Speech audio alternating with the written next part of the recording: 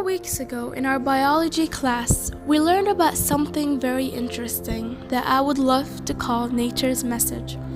We learned about a plant that grows in toxic soil. Yes, toxic soil. This plant is called Hemorrhaean cellulose and it grows in serpentine soil that contains toxic elements. However, these toxic elements present in the soil do not get absorbed by the plant due to their large molecules. And this is what I call nature's demonstration to us humans on how we must not allow the toxic people's words and negativity around us to get inside of us and affect our growth. How we as humans can bloom just like this plant does in the most toxic environments. This is nature's message to us that we can only hear if we listen. A couple weeks ago in our biology class,